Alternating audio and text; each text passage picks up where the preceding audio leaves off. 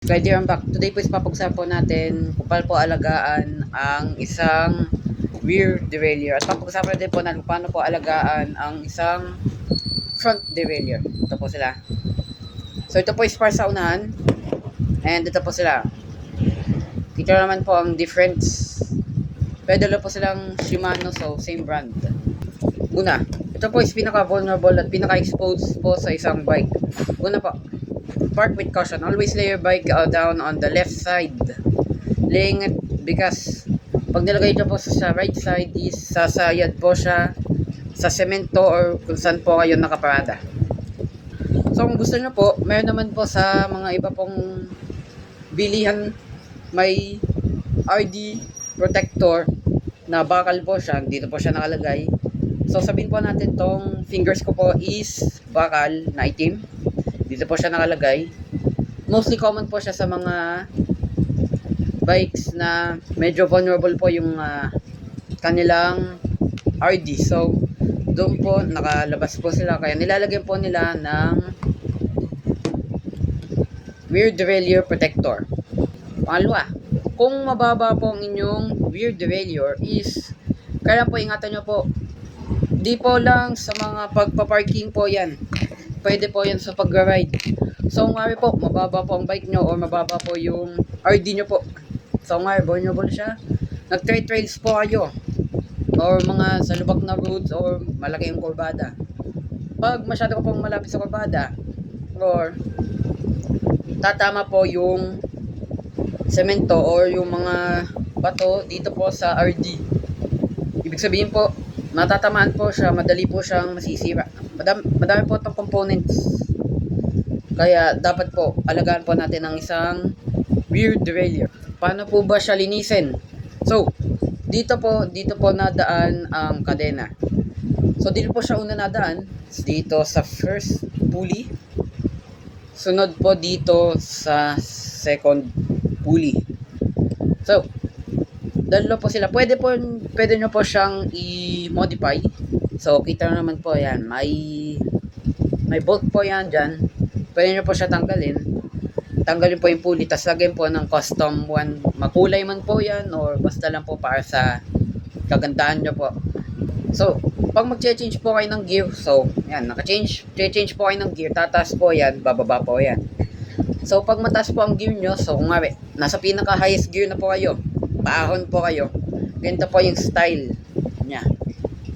Mataas.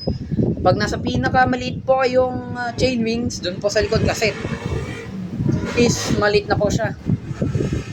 So, ganun.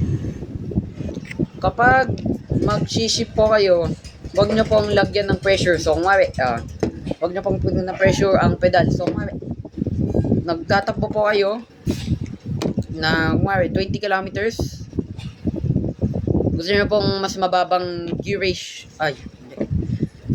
gusto nyo pong mas mababang, mas maliit na chain ring sa cassette. So, sabihin natin, nasa second ka, gusto mo dumaan sa first. So, pinalit nyo na po sa handlebar, mas lalagyan nyo po ng pressure. Wag po ganun kasi bibilis po siya habang nagalaw po to. Ibig sabihin, masisira po siya or mas masisira po to or matatanggal po yung mga pulley. Pero ganun na po talaga yung tips. So, pag mag-i-storage ko po matagal, alam nyo pong matagal po kayo i-store yung bike nyo po is lagi nyo pong i-ship sa pinakamaliit na gear.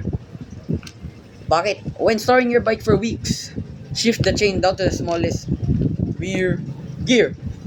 This releases tension on the internal springs and keeps it snappy. So, parang sinabi ko po kanina, pag mataas po yung gear ratio nyo po, parang yung paahon po kayo, ganito po yung style na magiging po ng inyo pong rear derailleur. So, pag paparking po kayo, ibig sabihin kailangan po pinaka-lowest, pinaka-maliit na chain ring ang recommend po sa inyo for less tension. So, yan. Sabi ko na po halos lahat po ng mga tips para po dito sa rear derailleur. Pero may isa pa po tayong na sasabi na madami po riders na nagtatanong sa mga tao. So ang kasabihan na po yun is, ano po ba ang timing screw. So, ay, yung timing po is, ayan po. Dito po yung timing, tama ba? Timing. Dito sila. Isang ganyan na bolts, dalawa po sila. And dalawa po sila each na may component or mahalagang ano sa bike. So, mga senyales na out of timing na ang inyong rear derailleur. First, delay shifting. Nag-click-click ka ng shifter pero matagal bago lumipat sa kadena. So, kumari, nalipat kayo ng kadena, naglilipat kayo ng chain ring. So, gusto mo, simula sa pinakamataas, pinakamalaking chain ring, pangahon, gusto mong lumipat sa pinakababa. So, habang nag-shift ka, nade-delay. As in, nade-delay. So, napindot mo na, pero hindi pa po nag-shift yung pinaka-RD, as in, hindi po siya nalipat. Kailangan mo po talagang humintay na medyo few seconds bago po siya lumipat. So, dapat po, pagkapindot po natin, dapat a-action po kaagad ang rear derailleur. Second, skipping gears. Lumagpas ng dalawang cogs. So, kapag alam nyo pong off timing na, is lilipat po siya. So, gusto nyo pong lumipat ng only one lang. Ibig sabihin, dalawa pong na-shiftan ng gear ng rear derailleur. Isa na po yung nasinyalis na off timing na po ang inyong kadena. Second, may maingay na tunog. Nakalipat na ang kadena, pero may naririnig ka pang kumakalatok o sumasayad na tunog habang pumapadyak. So, isa yun ng pinaka-critical na senyales na off timing na ang inyong RD. So, yan, halos nasabi ko na po lahat ng mga tips para po maalagaan nyo po ang inyong rear derailleur. So, dito naman po tayo sa front derailleur. Kita na po ang magkaiba po sila. Oh. Ito po mas mataba, ito po mas mapayat. So, pupunta po tayo dyan later. So, this is the front derailleur. So kung alam nyo naman po,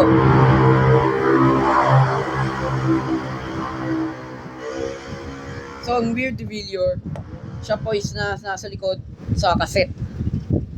Ito pong front derailleur, siya po yung responsible keeping your chain on the front of the chain ring.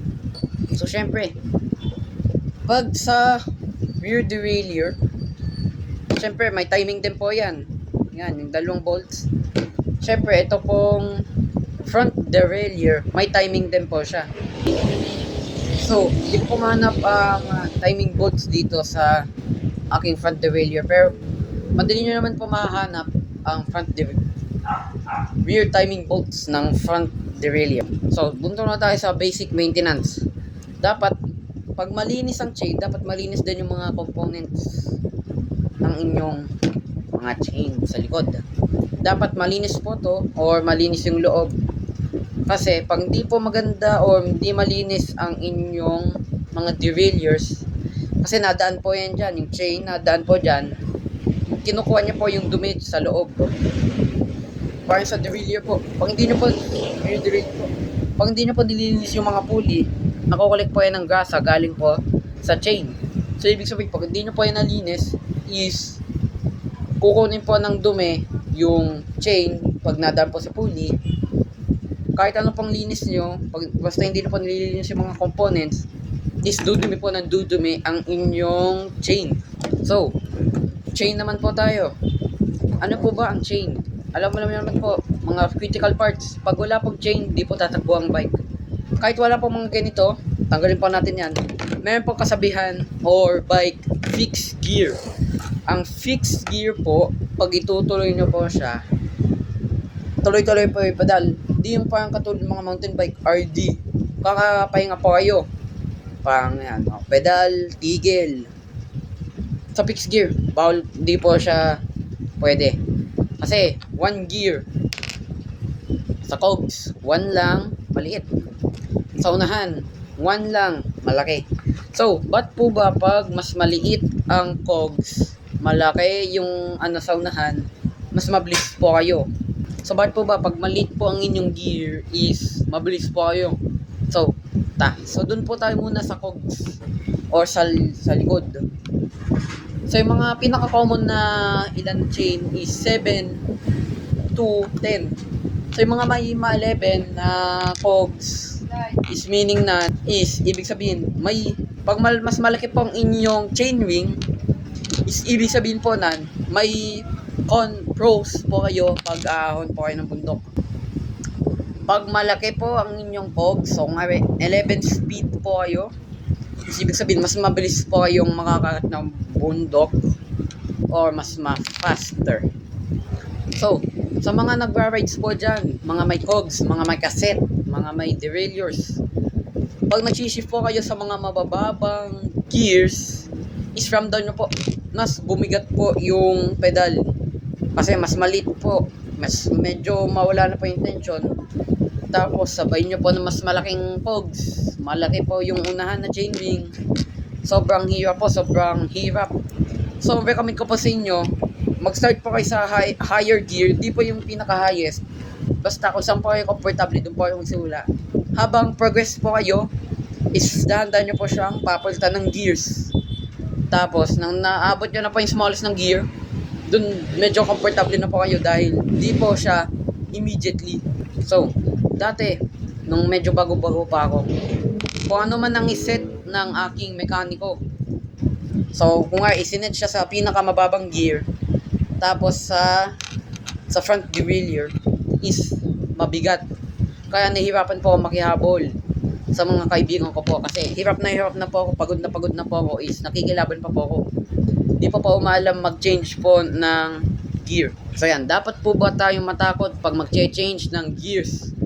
Ang sagot po dyan is no. Basta po is alam nyo po kung paano mag-change ng gear, kung paano po compatible sa'yo. Pero yung rear derailleur po, yun po yung ginagamit ko, yung mga cassette, yung po yung lagi pong ginagamit pag magpapalit po ako. Pero sa unahan po, kasi sa front derailleur, nung pinagawa ko pong bike ko after 1 year na nakatambak, nakalimutan ko po yung mga rules. Ginalaw ko po lagi yung front derailleur. So, third, second, akala ko, mas mapabilis po ako. Ay, tama nga naman po, bumilis nga po ako. Kaso syempre, di pa po masyado maalam nun. Kasi hindi ko po ginagalaw ang rear derailleur, kundi ang front derailleur. Kaya, kasi, nung nagpapalit po ako is, nilalagyan ko po ng pressure yung pedal. So, alam ko po mag-change na po ako, lalagyan ko po ng pressure. Kaya, nasira po siya, kaya nakailang po ang balik. Nung sinabi na po sa akin ng magkano ko na the operator is at fault, not the brand, is doon ko na po nalaman na dahil po pala galawin ang front derailleur. Kaya natakot na po akong galawin kahit anong mga gears kasi tatampak na naman po, tapos papagawa, tampak gawa. So papakita ko po sa inyo ang shifters sa ayun na, wala pala shifters. So maybe in another video papakita ko po sa inyo ang mga genuns, mga parts, mga critical parts ng bike. So, dalawa na po tong nasa critical na parts ng bike. So, thank you for watching guys. See you in the next video.